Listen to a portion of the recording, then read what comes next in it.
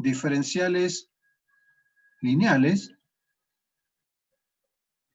de orden superior o de orden, vamos a ponerle así, mayor que 1,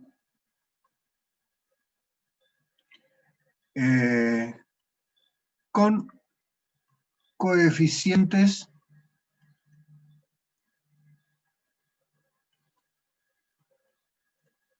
constantes. Ese sería el tema nuestro del día de la fecha.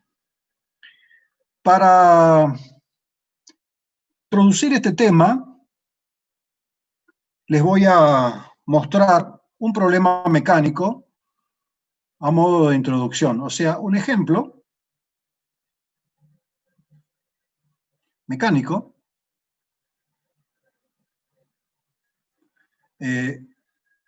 como introducción.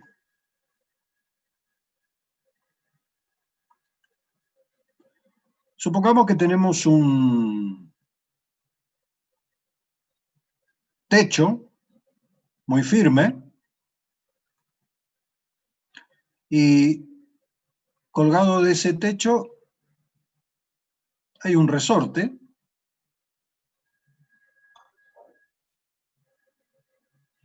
colgando en forma vertical. Es un resorte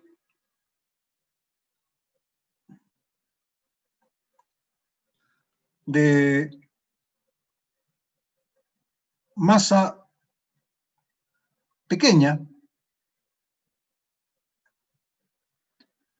y constante del resorte igual a K. Pregunto, ¿ustedes saben qué significa la constante del resorte?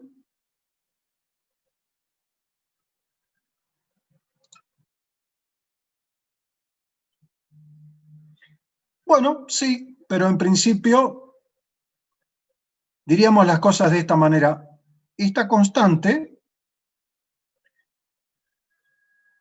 es tal que la fuerza que hace el resorte a medida que uno lo aparta de su condición de equilibrio, por ejemplo, cuando uno lo estira al resorte,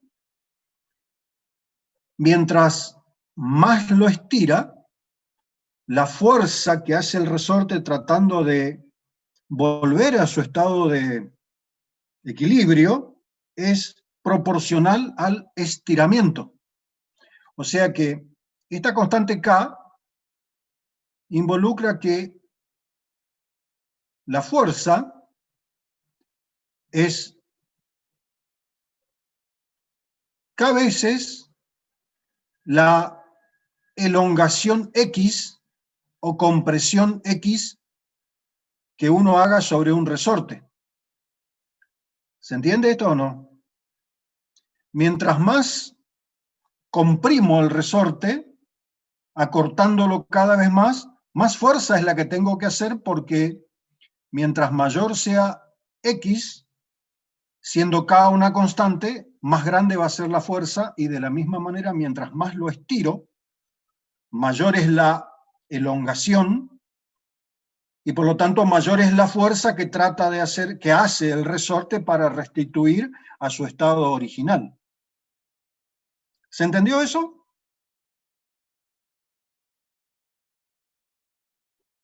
Bien. Supongamos que colgamos del resorte en nosotros una pequeña masa M,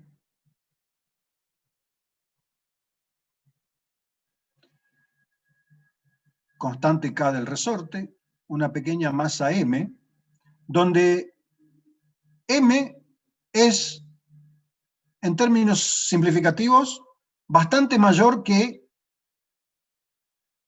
la masa del resorte. Ahí es donde hoy hablo, ahí es donde hago referencia a que el resorte se trata de un material que tiene una masa muy pequeña comparativamente con la masa que está colgando del resorte, por así decirlo, ¿no es cierto?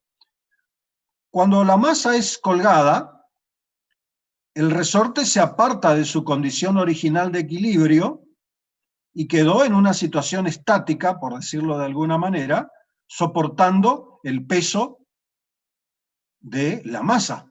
¿Se entiende, no es cierto? O sea que el resorte estará en la situación de equilibrio haciendo una fuerza exactamente igual y opuesta a el peso. Esto sería entonces la fuerza del resorte, y esto sería la fuerza o peso de M.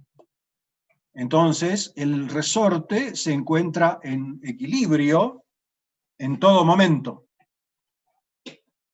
¿Se entiende hasta ahí?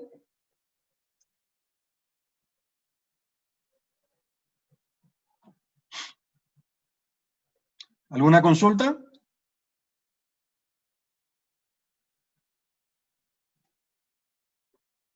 Bien.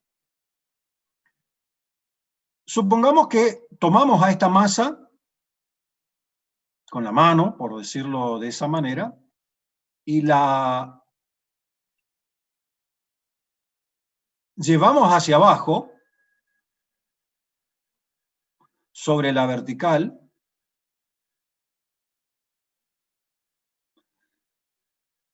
Esta es mi referencia de 0, porque acá estaba en equilibrio, con el equilibrio del peso-fuerza de resorte. ¿Se entiende? Pero en algún momento yo tomo esa masa y la llevo para abajo una determinada distancia, por así decirlo, apartándola de la posición de equilibrio. ¿Sí? Hay una mano invisible que tomó eso, la llevó hacia abajo. Voy a llamar eje X a el eje donde voy a contabilizar la elongación, la separación que hice respecto de la posición de equilibrio que yo tenía en un principio, o sea, desde la referencia del 0, por eso escribí 0 acá.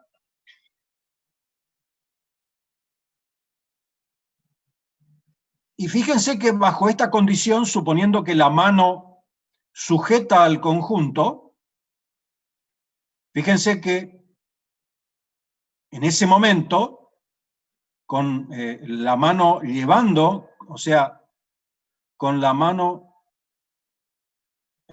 tirando hacia abajo, como estoy marcando allí en el gráfico, yo tengo una condición de equilibrio de fuerzas que corresponde a el peso de la masa, la fuerza que yo hago para llevar para abajo,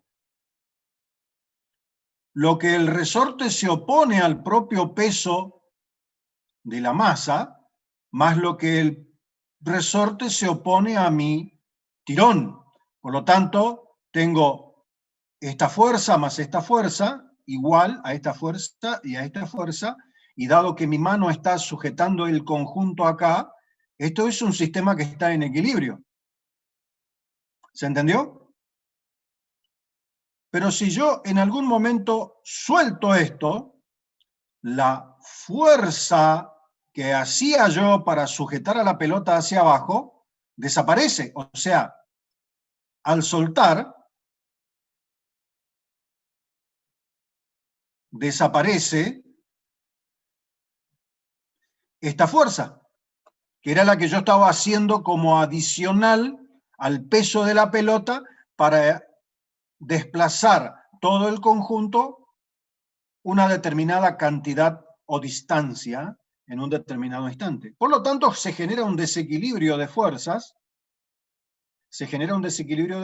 en donde aparece una fuerza tironeando hacia arriba y un par de fuerzas que corresponden al peso de la pelota y a la fuerza que hace el resorte para sujetar al peso, que en todo momento, cuando la pelota intente viajar hacia arriba, va a estar en equilibrio, y por lo tanto lo único que me desequilibra al sistema es la fuerza que hace el resorte por causa del apartamiento que yo había hecho en su momento. ¿Hasta ahí se vio eso? Sí, profe. Bien.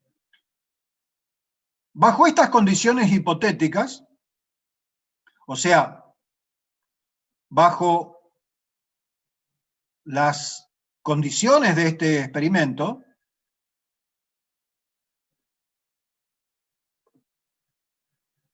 vamos a pensar que es un experimento, ¿no es cierto? Interesa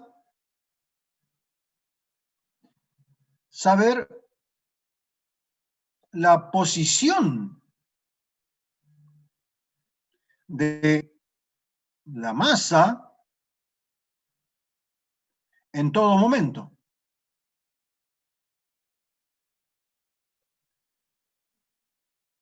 Fíjense que yo llamé X al eje sobre el cual voy a medir lo que estoy haciendo. Y por lo tanto, X va a ser una función de la variable tiempo y que X en el instante 0 es igual a ese apartamiento X sub 0 que yo tuve como explicación en un inicio, al decir que tomé con mis dedos la masa, que estaba en equilibrio, colgada del resorte, y la estiré hacia abajo, una distancia X sub 0, y luego la solté. Por lo tanto, si tengo que explicar cuál es la posición en todo momento que tiene esa masa a partir del instante en que suelto el resorte, la respuesta obvia será de que la función en el instante t igual a 0 va a ser igual a x sub 0, que va a ser el valor inicial o la posición inicial que tuvo la pelotita o la masa m a partir del momento en que la solté, ¿no es cierto? ¿Se entiende? Y digo que el eje x positivo, vamos a ponerle así positivo acá, es hacia abajo.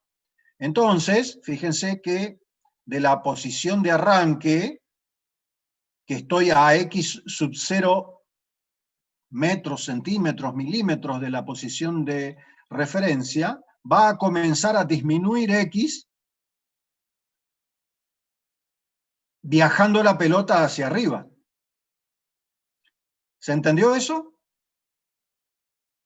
Y por lo tanto, el resorte va a ser en todo momento una fuerza de desequilibrio. Fíjense que la fuerza de equilibrio, que es la que sujeta a la masa, siempre va a estar en equilibrio con el peso de la pelota, y la única fuerza de desequilibrio va a ser la que yo marqué acá, y es la que estoy diciendo acá como de desequilibrio,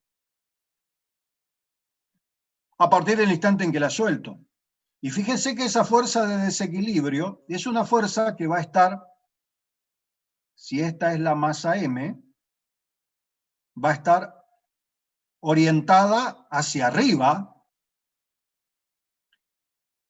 Y si digo que todo lo que está hacia abajo es positivo, todo lo que está hacia arriba será negativo, y por lo tanto esta fuerza de desequilibrio a partir del instante en que la suelto será igual a la constante del resorte por x de t a partir del momento en que la suelto, ¿sí? Y será una entidad negativa si la miro yo formalmente, ¿no es cierto?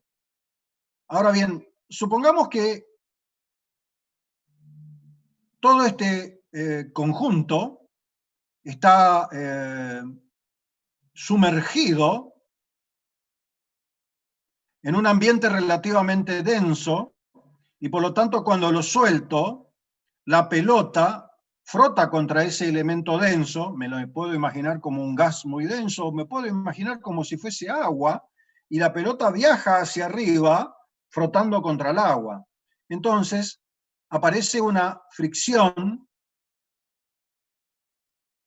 que probablemente la podamos describir como proporcional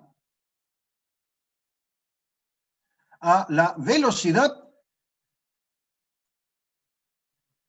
de la masa, considerando que la forma geométrica de la masa es constante en todo este proceso, y por lo tanto hay una fuerza que se opone al movimiento por causa de lo que llamamos fricción, y esa fuerza que se opone será opuesta a la fuerza del tirón en el momento en que va viajando para arriba. Pero fíjense que esta fuerza es proporcional a la velocidad, y la velocidad es lo que formalmente nosotros llamamos como la derivada de x respecto de t. ¿Se entiende? Ahora bien, noten ustedes que x de t, cuando va viajando hacia arriba, en un estatus cualquiera, lo voy a marcar acá como punteado, y esta masa va viajando hacia arriba, en un movimiento o con una cierta velocidad hacia arriba, fíjense que x va disminuyendo. Por lo tanto, la derivada de x respecto de t es negativa porque x disminuye. Y como la fuerza de fricción tiene que ser positiva, entonces necesitaré yo afectar en el estatus indicado acá como un factor negativo. ¿Se entiende? Y la fuerza que hace el resorte es, dijimos hoy, negativa, y por lo tanto la suma de las fuerzas actuantes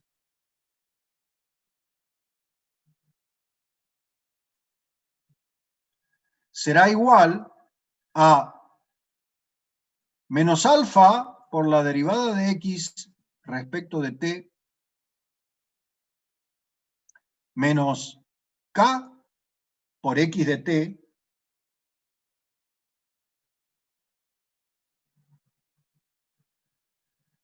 y esto es igual, por las leyes de Newton, a la masa por la aceleración, y la aceleración no es otra cosa que la derivada segunda de la posición respecto del tiempo.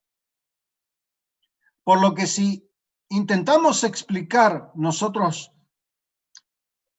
la posición de esta masa en todo instante a partir del momento en que la soltamos, nosotros tenemos una estructura analítica que dice que m por la derivada segunda de x de t, dado que x de t es nuestra incógnita respecto de t dos veces, más alfa por la derivada de x de t respecto de t, más k por x de t, es igual a 0, con la circunstancia de que x en 0 es igual a un número x sub 0, y como recordarán ustedes, nosotros tomamos la pelota con la mano y la llevamos hasta abajo, la dejamos quieta y luego la soltamos. Si la soltamos desde la quietud, significa entonces de que la velocidad de partida de esta pelota es nula. Por lo tanto, la otra condición que nosotros estamos conociendo de este problema, por la forma en que lo estamos planteando, es que la derivada en x igual a 0, en x igual, la derivada de x en t igual a 0 es igual a 0.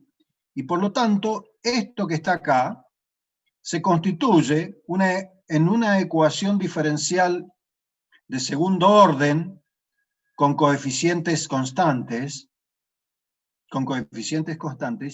y para la explicación del problema, esto como condiciones iniciales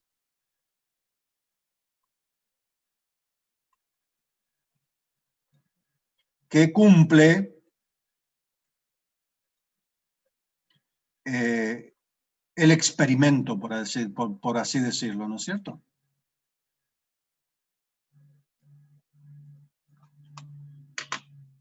Bien. ¿Preguntas hasta acá?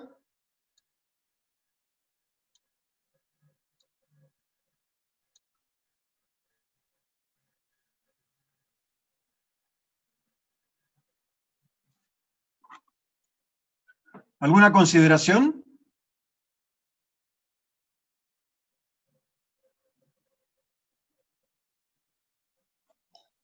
No, profe, por ahora no. Bien. Entonces, nosotros acá, en base a este ejemplo, tenemos una ecuación diferencial lineal de segundo orden con coeficientes constantes. Y esta ecuación diferencial de segundo orden con coeficientes constantes, de alguna manera nos está intentando explicar, bajo la suposición de que el resorte es perfecto, que tiene una masa muy pequeña, cuya constante K es perfecta y se mantiene independiente de la elongación del resorte, y que cuando la masa se mueve, frota contra el fluido que la rodea y la fuerza de fricción es proporcional a la velocidad. Y bajo esas consideraciones nosotros podemos explicar, mediante este modelo matemático que intenta explicar mediante las leyes de Newton, cuál es la posición de la masa o pelotita que está colgada del resorte con las consideraciones del problema. Esa sería más o menos la idea. Bien. Bueno, vamos a tratar de introducir cómo se encuentra la solución de esto. Encontrar la solución de esto es bastante simple. Miren, vamos a tomar un ejemplo más simple que el que estuvimos viendo. Vamos a tomar el ejemplo, la derivada de y respecto de x más a por y igual a 0. Fíjense que tomé un ejemplo simple, o tomé un punto de partida en donde tengo una ecuación diferencial de primer orden, con coeficientes constantes, ¿no es cierto? A diferencia de la situación anterior que tenía una ecuación diferencial de segundo orden. Fíjense que la solución de esta ecuación diferencial surge por el método de la separación de variables, dado que ustedes terminarían por escribir acá de esta manera.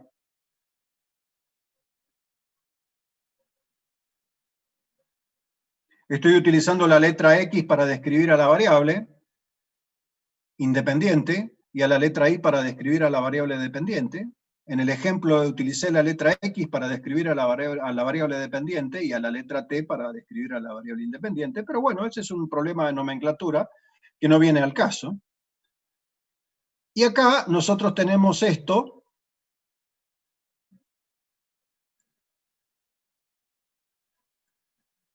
de donde de acá deducimos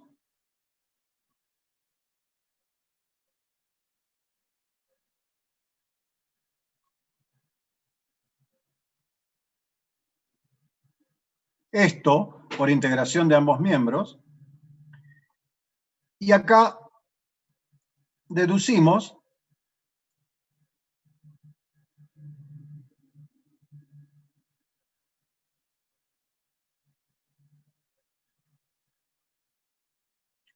y E a la K no es otra cosa que una constante, por lo tanto esto simplemente la puedo escribir como C por E a la menos A por X. Por lo tanto, esta ecuación diferencial tiene una solución de la forma constante por E a la menos A por X. Esta constante se define en función de saber algo de la solución. Fíjense que en el ejemplo... ¿Sí? ¿Escucho?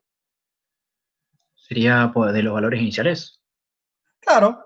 Fíjate que en la condición anterior, en el problema que estábamos discutiendo anteriormente, yo dije, sé algo de la solución que estoy buscando y sé por dónde pasan t igual a 0. Bueno, acá también podría pasar algo parecido. Entonces alguien me podría decir, miren, usted sabe que i en 0 es igual a i sub 0, por lo tanto, sustituya acá en la solución encontrada y calcule allí cuánto vale la constante que está necesitando. ¿Se entiende, no es cierto? Bien. Entonces, cuando nosotros tenemos una ecuación diferencial de segundo orden, que la voy a escribir como la derivada segunda de y respecto de x dos veces, más a por la derivada de y respecto de x más b por i igual a 0. Fíjense que lo único que hice hasta ahora fue incorporar un orden mayor al problema anterior que había considerado. Entonces acá viene la siguiente consideración. ¿No será que esta ecuación diferencial también puede tener una solución I igual a C por E a la R por X? No utilizo la letra A como en la situación anterior, porque la letra A era una situación particular que surgía del pasaje de término, en definitiva. Pero la pregunta que yo hago acá es por la posibilidad de que exista cierta analogía y que la solución que yo tenga acá sea parecida a la solución que obtuve en la situación anterior, en donde C y R serán constantes a determinar. Supongamos que sea cierto eso. Supongamos que sea cierto. Si es cierto, yo tendré que sustituir esto en la ecuación diferencial. Y fíjense que la derivada de y respecto de x va a ser igual a c por r por e a la r por x. Fíjense que la derivada segunda de y respecto de x dos veces es igual a c por r al cuadrado por e a la r por x, al calcular la derivada. Por lo tanto, si introducimos estas condiciones a partir de la condición propuesta, nosotros nos encontramos con c por r al cuadrado por e a la r por x, más a, que es el factor multiplicador, por c por r por e a la r por x, más b por c por e a la r por x. Y esto tendrá que ser igual a 0, dado que mi ecuación diferencial está igualada a 0, ¿no es cierto? Fíjense que lo que hice fue plantear que existe una posible analogía y decir que la solución de la ecuación diferencial esta del segundo orden que tengo acá también obedece a la misma naturaleza de la solución de algo que era de primer orden. Simplemente dije eso. Sería como proponer algo y a partir de la propuesta incorporarla en la ecuación y ver qué pasa. Ahora, noten ustedes acá de que acá me aparece un término común que es C por E a la Rx como término común a cada uno de estos sumandos. Perdón, me olvidé acá.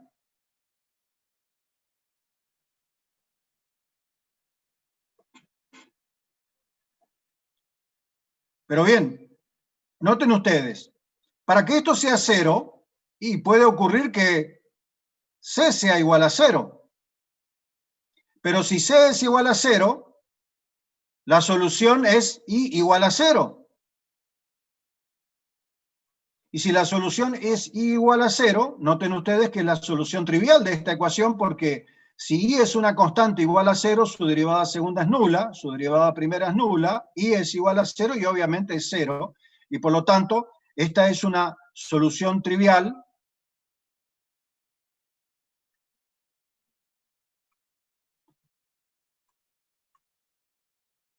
que sería más o menos como decir que en el problema del resorte moví el objeto hacia abajo y si la solución es la trivial, el objeto nunca se movió.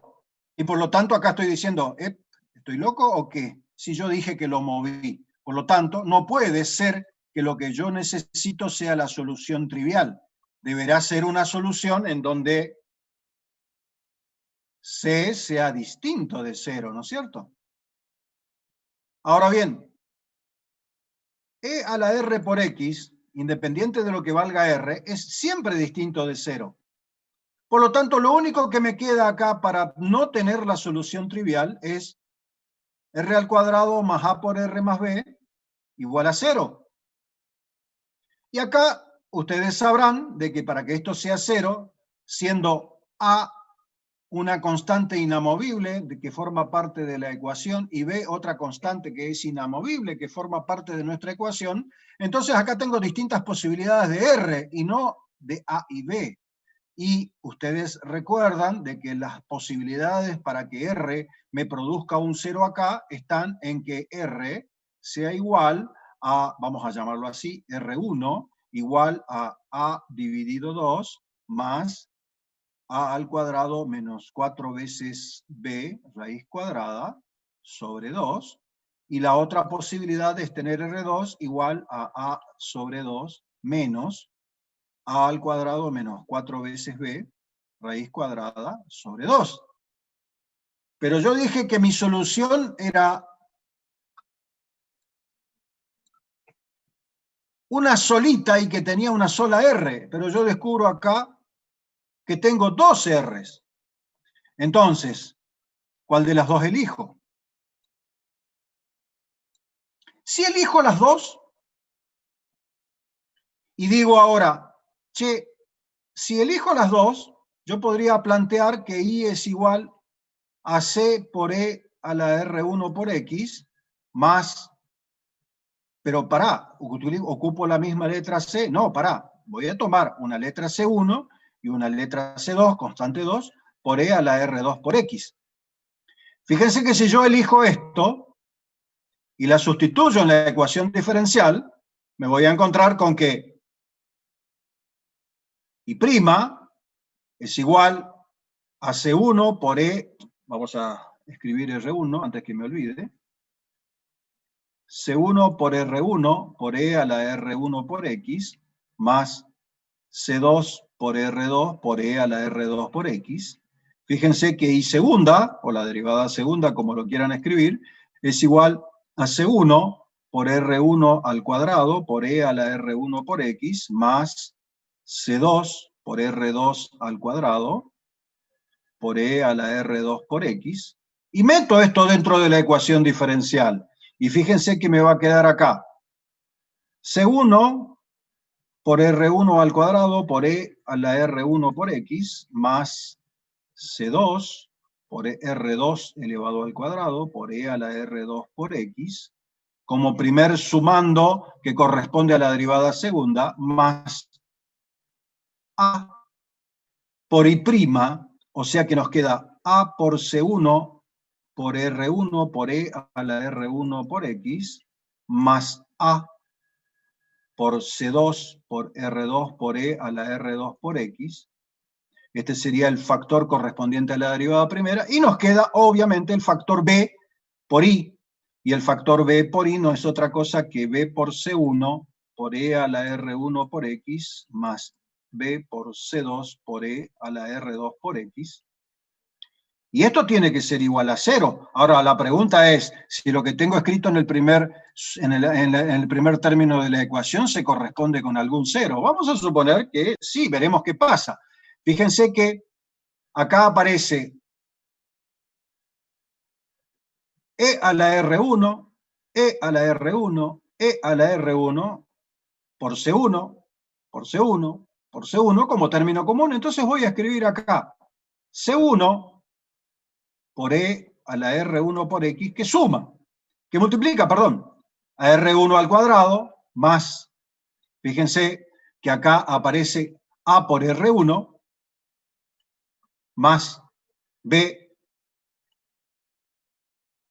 más, y fíjense que aparece E a la R2, E a la R2, E a la R2 por C2, entonces voy a escribir C2 por E a la R2 por X, que multiplica, y acá me aparece R2 al cuadrado más A por R2 más B, y esto debería ser igual a 0. Y la pregunta es, ¿no encontré R1 y no encontré R2 de modo tal de que anulen la forma polinómica esta que está acá? Claro, las encontré de ahí. Por lo tanto, esto es 0 y esto es 0. Entonces, la combinación lineal planteada como solución es correcta porque también es solución de la ecuación diferencial. Entonces, la ecuación diferencial y segunda más A por I primera más B por I igual a 0, tiene una solución de la forma constante 1 por E a la R1 por X más constante 2 por E a la R2 por X. Y como les dije hoy, en el caso del problema del resorte, a veces en la temática de la explicación que estamos analizando, nosotros tenemos unas condiciones iniciales que cumple el experimento. Entonces, eventualmente, podré yo llegar a tener datos donde conozco cuánto vale I, por ejemplo, en 0, y saber cuánto vale I' en 0. Voy a escribir I' sub 0. Y con estos datos, o bien otras condiciones, puedo calcular cuánto valen las constantes C1 y las constantes C2 que estoy buscando a partir de esos datos que conozco de la solución. ¿Se entiende? Fíjense que si nosotros tomamos que I en, por ejemplo, 0, no necesariamente en 0, puede ser en cualquier valor, ¿no es cierto? Es más, yo puedo llegar a decir acá en un cierto X sub 0, pero vamos a tomar que I en 0. Fíjense que I en 0 va a ser igual a C1 más R1 por E a la 0 más C2 por E a la R2 por 0, y esto es igual a I sub 0. Y prima en 0 va a ser igual, y prima va en 0, va a ser igual a C1 por R1 por E a la R1 por 0 más, que es 1, ¿no es cierto? Más R2, más C2 por R2 por E a la R2 por 0 igual a un cierto número I' sub 0.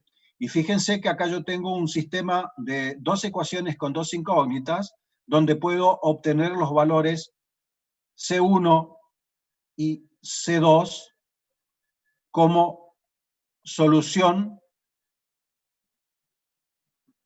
de un sistema de ecuaciones lineales.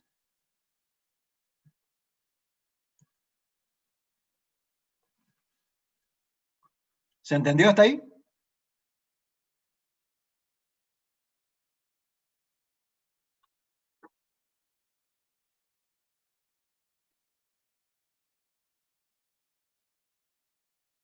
Las variables. Después.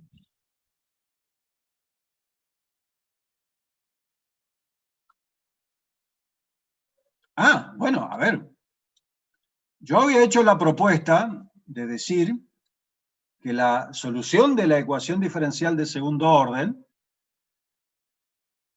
esta que habíamos hablado acá, tiene una solución similar a la solución de la ecuación diferencial lineal de primer orden. Esa fue una propuesta. Y al hacer la sustitución en la ecuación diferencial, sustituyendo la derivada primera, sustituyendo la derivada segunda, encuentro una estructura de esta naturaleza,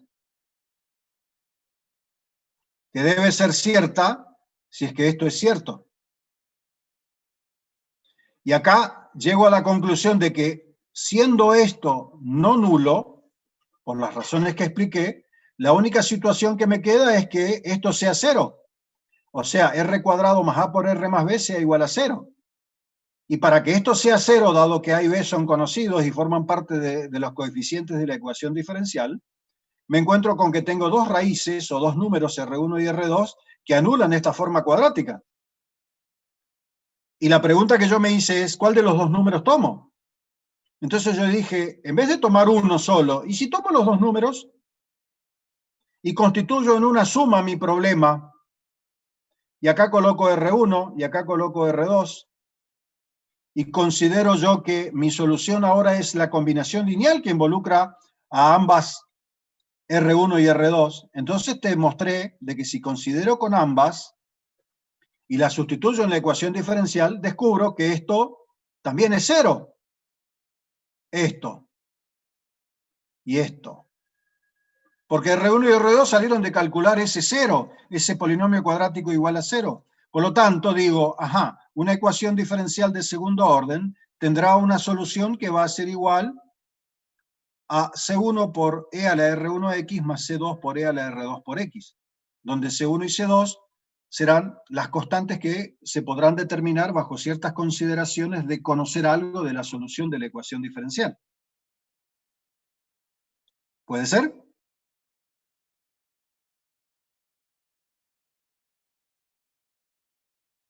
¿Y claro? ¿Y claro? Fíjate que la identidad es nula. Es igual. Este primer miembro tiene que ser igual a este segundo miembro. Para que eso sea cierto, necesito que R1 y R2 sean los valores que calculamos acá.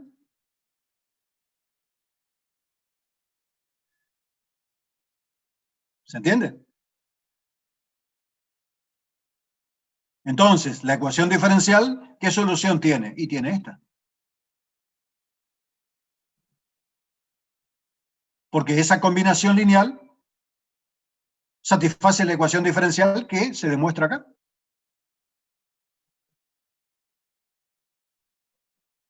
¿Se ve?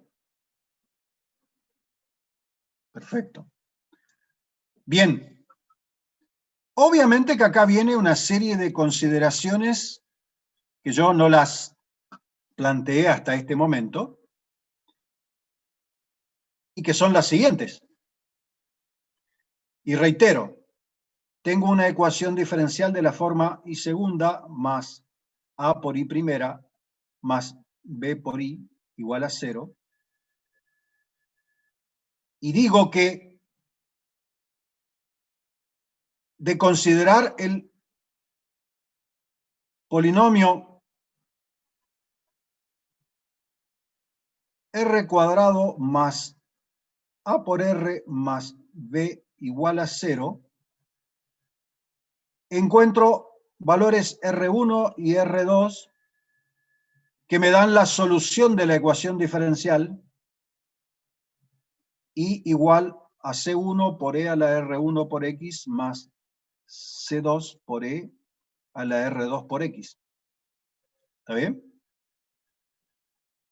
Es eso lo que terminé por decir yo. Pero R1, 2, vamos a compactar la notación, es igual a menos A sobre 2 más o menos A cuadrado menos 4 veces B raíz cuadrada sobre 2. Creo que hoy acá me olvidé de escribir el signo, este y este, de la resolvente. Lo vamos a escribir bien ahí para evitar errores. Noten ustedes de que yo me voy a encontrar acá que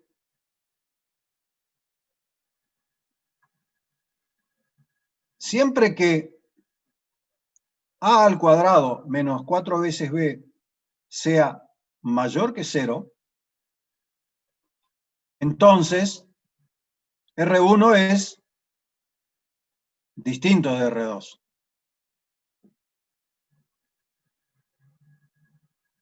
Y ambos pertenecen a los reales. ¿Está bien? Y ambos pertenecen a los reales. Ahora,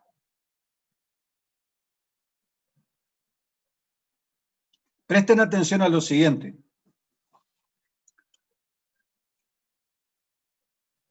C1 por E a la R1 por X, en términos gráficos, sería más o menos como algo de esta forma. C2 por E a la R2 por X sería, qué sé yo, algo de esta forma. Sumo las dos y la suma de las dos sería algo de esta forma. Si R1 y R2 tienen valores positivos. Si R1 y R2 tienen valores negativos, acá tengo R1, R2 mayores que 0, pero si R1 y R2 son valores negativos,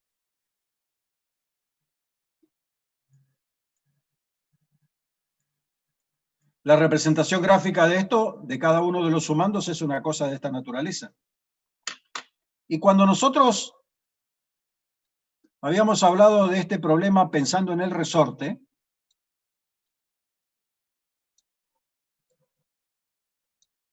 ¿cuál es la respuesta intuitiva que uno tiene respecto al movimiento del resorte o al movimiento de la masa a partir del instante en que la suelta?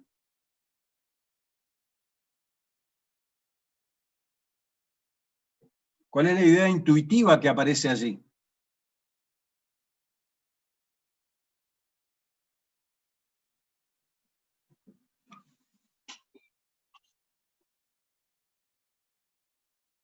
Bueno, pero la pregunta es, ¿no va a viajar hacia arriba?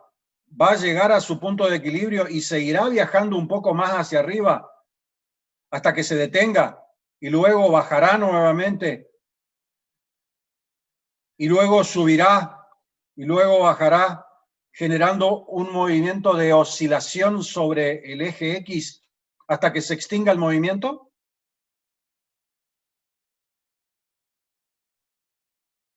Eso se ve en términos intuitivos, ¿no es cierto?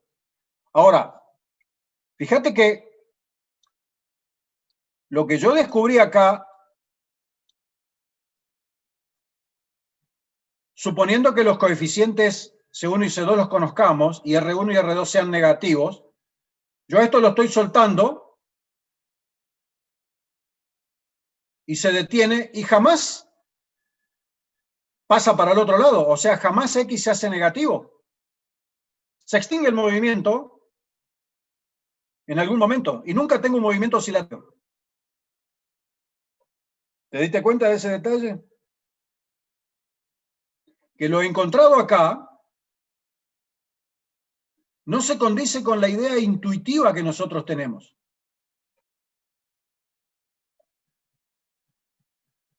¿Está bien? ¿Se dan cuenta? Son exponenciales y las exponenciales jamás se hacen negativas. Siempre son positivas. No importa el exponente, ya sea positivo o negativo el exponente, son siempre positivas. Y nosotros dijimos que si esta ecuación diferencial intenta explicar el movimiento y la posición de la masa en algún momento, en términos intuitivos, la pelotita deja de estar del lado del eje X positivo y pasa a estar del lado del eje X negativo, y luego pasa a estar en el eje X positivo y así sucesivamente, moviéndose oscilatoriamente alrededor de la posición de equilibrio hasta que se extingue el movimiento. Ese era el pensamiento intuitivo que acabamos de mencionar. Pero si nosotros intentamos explicar eso con exponenciales, no lo vamos a explicar nunca porque nunca las exponenciales van a ser negativas. ¿Se dan cuenta de ese detalle?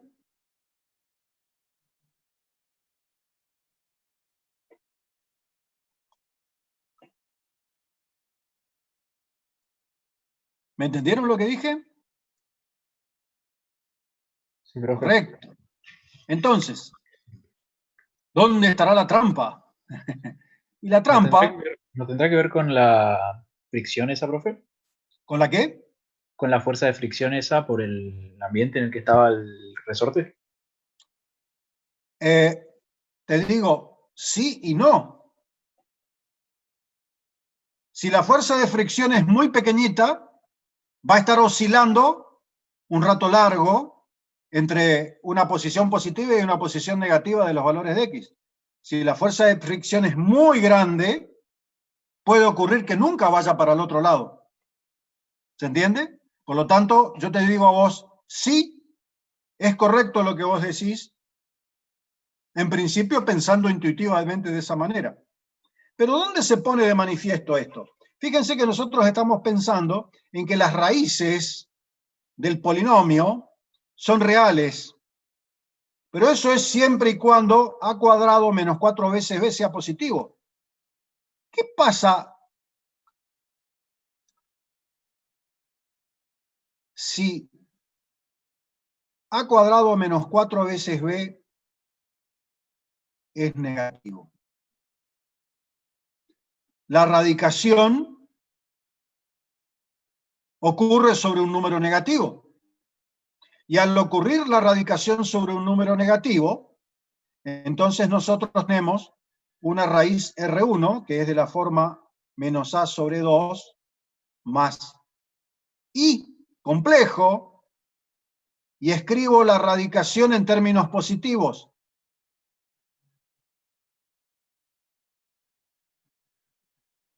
Y R2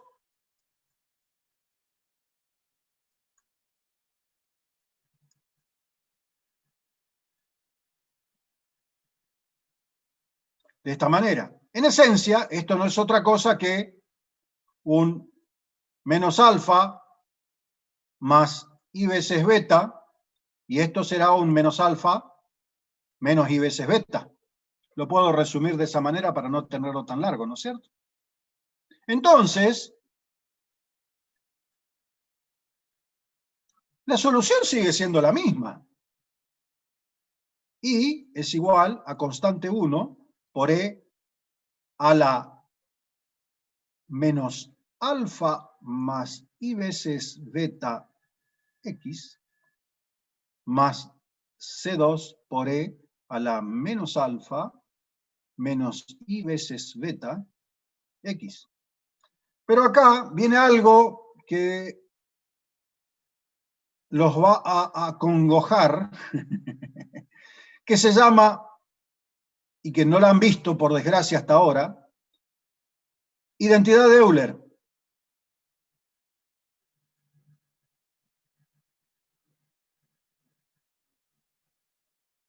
Que dice que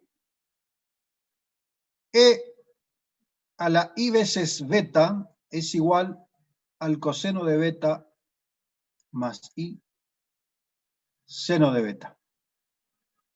O bien, e a la i beta x aparece así. Y que si esto es positivo, esto es así, y que si esto es negativo, esto es así. Entonces, acá, esto se escribe como C1 por e a la menos alfa, por e a la menos alfa por x, a la i beta x, más C2 por e a la menos alfa x, por e a la menos i beta x. Y esto es igual a e a la menos alfa como expresión común,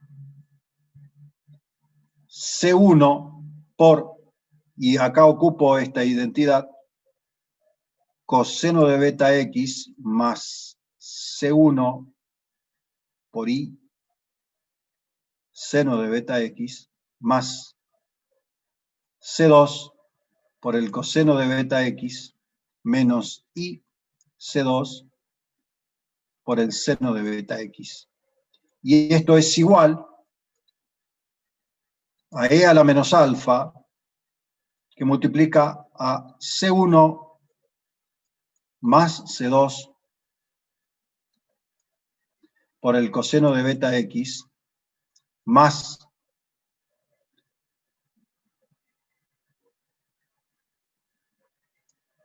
i C1 menos i C2 por el seno de beta x.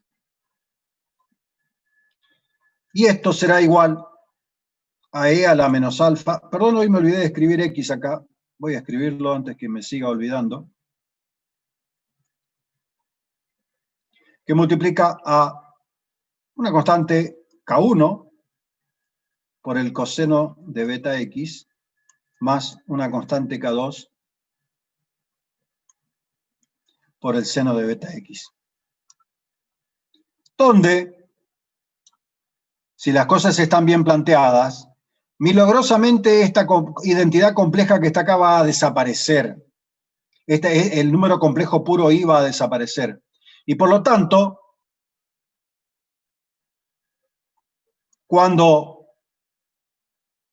a cuadrado menos 4 veces b sea menor que 0, la solución de la ecuación diferencial se transforma milagrosamente en esto. E a la menos alfa x, constante K1 por el coseno de beta x, más constante K2 por el seno de beta x. En donde ahora sí tengo yo una forma armónica de movimiento afectada por un factor exponencial que me va a indicar una variación de y en función de x que va a tener formalmente una forma oscilatoria, que es la forma oscilatoria que yo intuitivamente vi en la resolución intuitiva del problema de la pelotita con el resorte.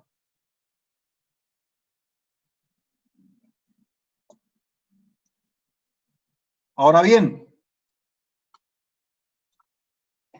bajo ciertas condiciones puede ocurrir que a al cuadrado menos 4 veces b no sea ni mayor que 0 ni menor que 0, sino que sea simplemente igual a 0. Esa es la otra situación en la forma resolutiva del problema del polinomio cuadrático. ¿Se entendió?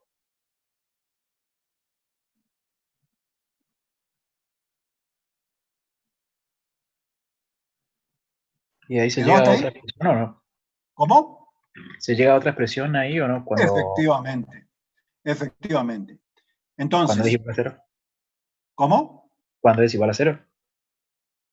Claro, porque fíjate que tu problema original quedaba planteado en términos de r al cuadrado más a por r más b igual a 0, y acá vos tenías, de alguna manera, R1,2 igual a menos a sobre 2 más menos a cuadrado menos 4 veces b raíz cuadrada sobre 2a, con la condición de que a al cuadrado menos 4 veces b sea positiva.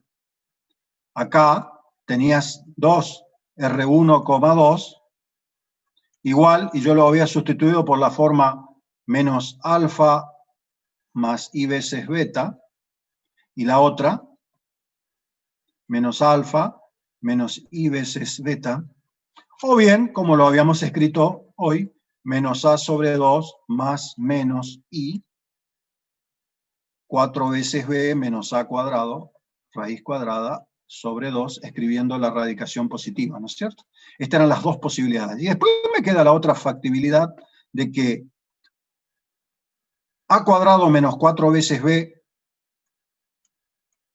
sea igual a 0, entonces R1, 2, va a ser igual a menos a sobre 2 más menos 0. O sea que R1 es igual a R2 igual a menos a sobre 2. Esa es la otra posibilidad. Bien, sin meterme a hacer una demostración, les digo que bajo esta condición, la solución de la ecuación diferencial no es C1 por E a la R1 por X más C2 por E a la R1 por X nuevamente, porque acá vuelvo a repetir, y en realidad lo que va a ocurrir acá es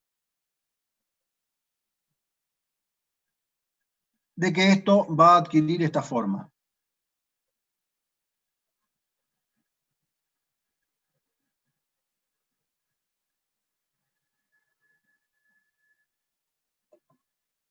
¿Está bien? O bien la podemos escribir de esta manera, llamándole simplemente R a la solución, C1 más C2 por X por E a la R por X. Esta es la solución de la ecuación diferencial. Entonces, a modo de resumen,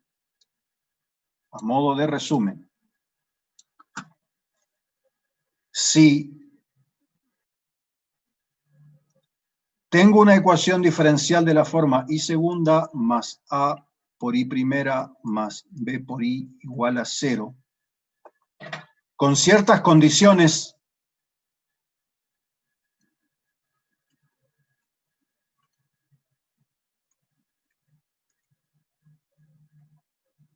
de I de X, con ciertas condiciones de I de X,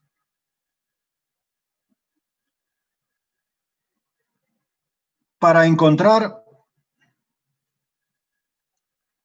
la solución, resuelvo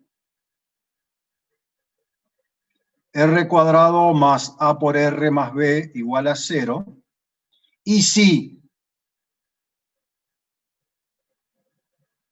A cuadrado menos 4 veces B es mayor que 0,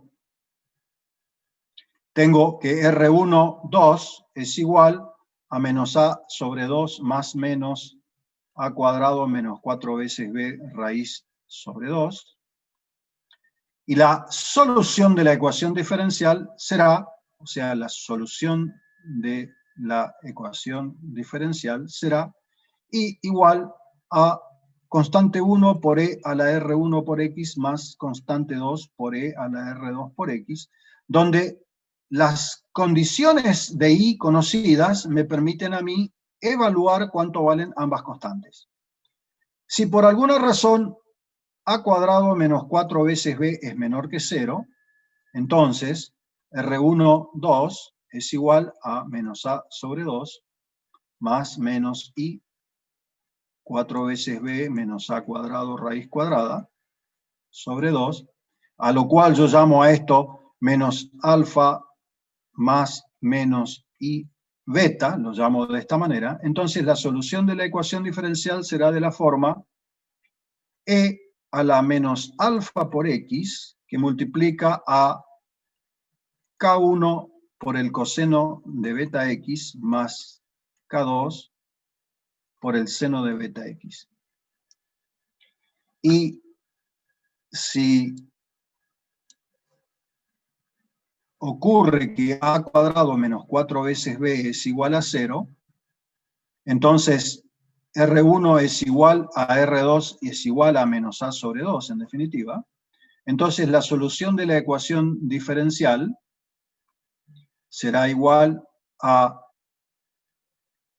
C1 por X más C2 por E, la llamo R, esto simplemente, por X. Y ahí tengo las tres soluciones. Noten ustedes que una ecuación diferencial de segundo orden se soluciona de una manera extremadamente fácil y no requiere ningún mecanismo analítico, sino que requiere simplemente una mnemotecnia de cómo encontrar la solución del problema, ajustándonos a estas formulitas. ¿Qué les pareció? Profe, una duda. De esas Sí. tres soluciones, la segunda parece que cuadra bastante con la intuición, pero las otras dos se adaptan también a la realidad, o sea, sirven para algo. Sí, señor. Para... Sí, señor. Imagínate, volviendo nuevamente a la imaginación, imagínate que ahora tenemos la pelotita, el resorte, perfectamente sujeto al resorte, ¿no es cierto? Y tenemos la pelotita, y la pelotita fue apartada de su posición de equilibrio, pero todo el conjunto está sumergido en una sustancia muy viscosa, muy viscosa, aceite, y la suelto. ¿Qué va a hacer la pelotita? Probablemente viaje y se detenga en este lugar y nuevamente llega a la posición de equilibrio sin jamás pasar para el otro lado. ¿Qué significa? Lo que dijeron hace un ratito, que el coeficiente de fricción puede ser tan grande el coeficiente de fricción, que la forma en que se mueva la pelota sea no oscilatoria, sino que sea simplemente con una forma del tipo exponencial con un exponente negativo. Eso va a ocurrir. En definitiva, lo que estaríamos diciendo nosotros en una especie de representación gráfica sería más o menos esta. Vamos a dibujar nuevamente al eje X, por acá, este es el eje X positivo, vamos a decirlo así, ¿no es cierto?, en términos de nuestro experimento. Y acá voy a dibujar el eje tiempo. Y a la pelotita la teníamos apartada, una determinada posición X sub 0, ¿no es cierto?, y la soltábamos. Puede ocurrir que la pelotita se suelte, y si las condiciones del problema son tales, a medida que transcurre el tiempo,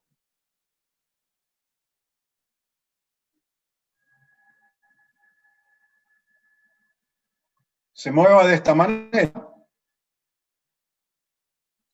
en donde notarás que el conjunto trigonométrico está afectado por una exponencial negativa, y por lo tanto está encerrada por esa exponencial negativa,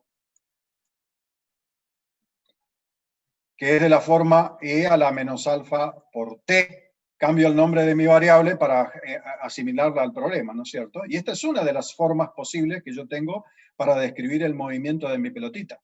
Ahora bien, puede ocurrir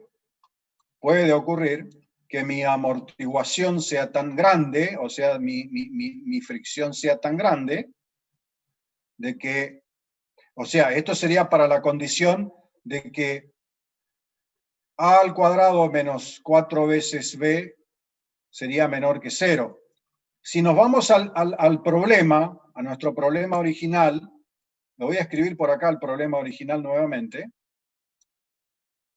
Nuestro problema original era la derivada segunda de x respecto de t dos veces, multiplicado por la masa m, multiplicado más k por la derivada de x respecto de t, más perdón, k no, alfa.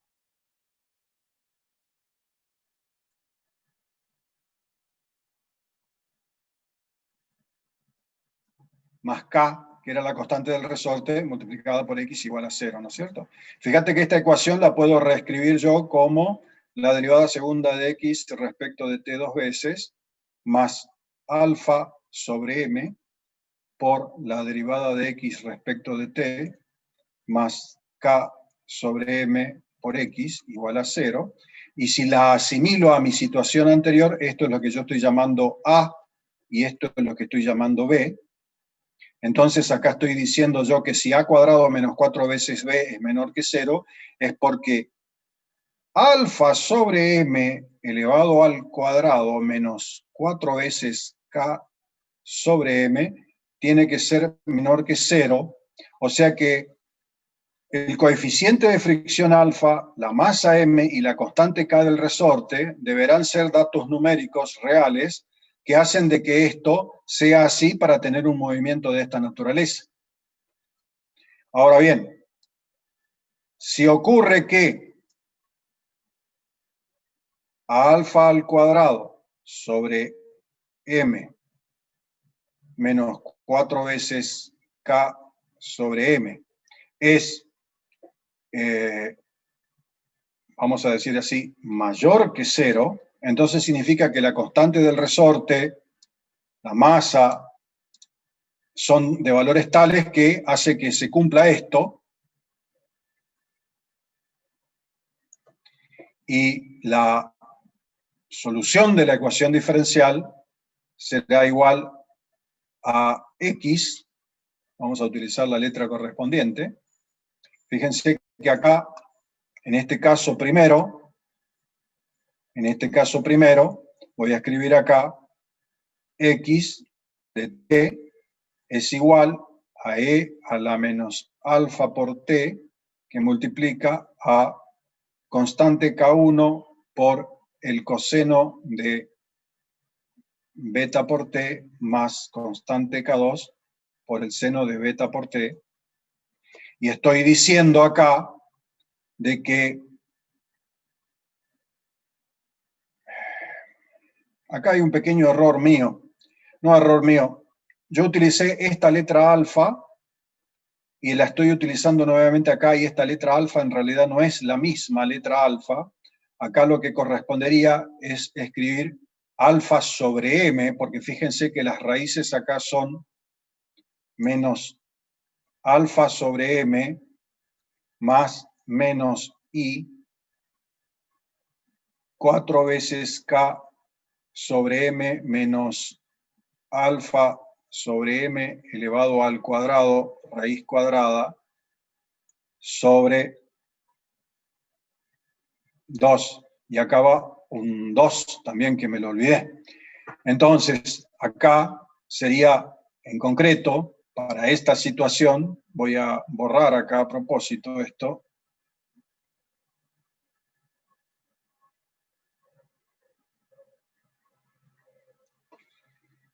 Voy a borrar acá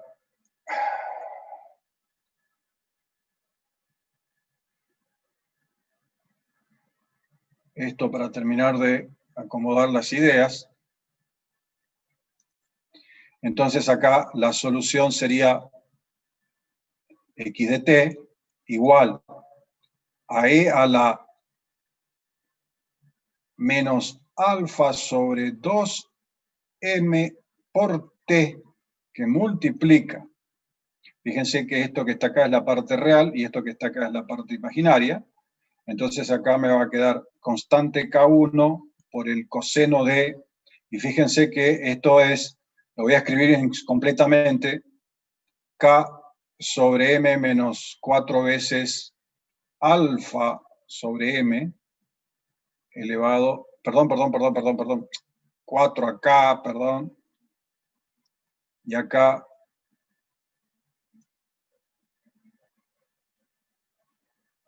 alfa sobre m elevado al cuadrado raíz cuadrada por t más constante K2 por el seno de 4K sobre m menos alfa sobre m elevado al cuadrado raíz cuadrada multiplicado por t. Cierro mi paréntesis.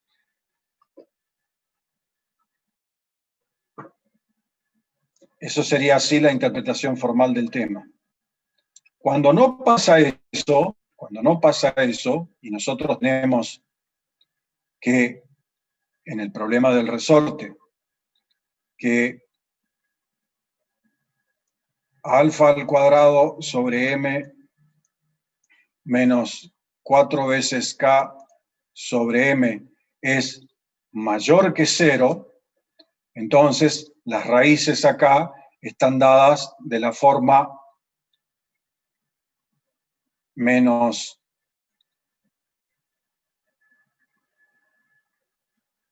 alfa sobre 2m más menos alfa sobre m elevado al cuadrado menos 4k sobre así raíz cuadrada dividido 2.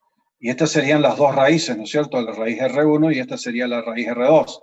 Entonces la solución formal de mi problema sería x de t igual a constante 1 por e a la raíz 1 por t más constante 2 por e a la raíz R2 por t, donde R1 y R2 son estos, y como nosotros partíamos de una posición de equilibrio hacia abajo con un cierto valor x sub 0, nosotros tenemos una solución de esta naturaleza hasta que se extingue el movimiento, ¿no es cierto?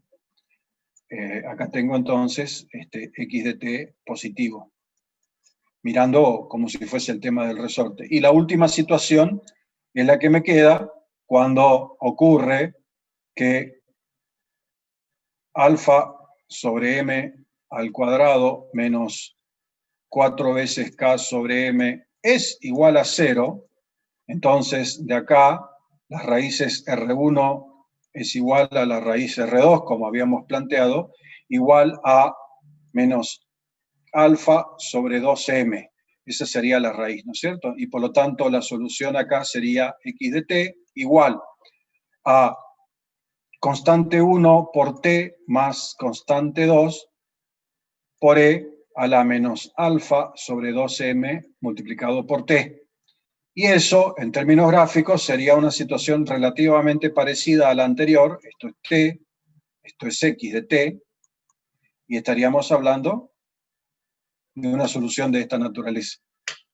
¿Está bien? Que son las tres posibles formas de moverse que tiene la masa desde el instante en que se la suelta.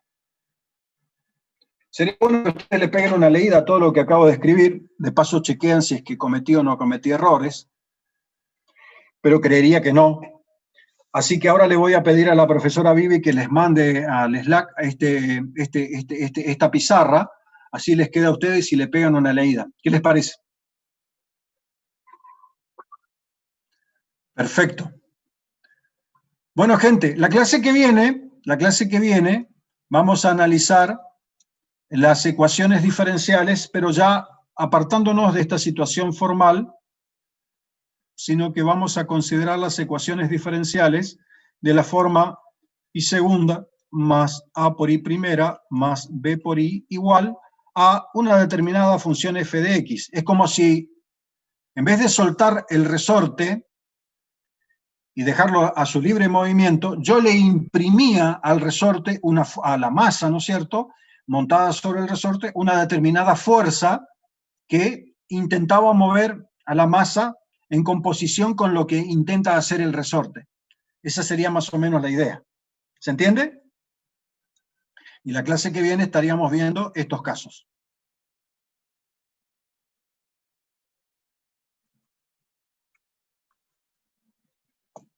Bueno, nos estamos viendo, gente.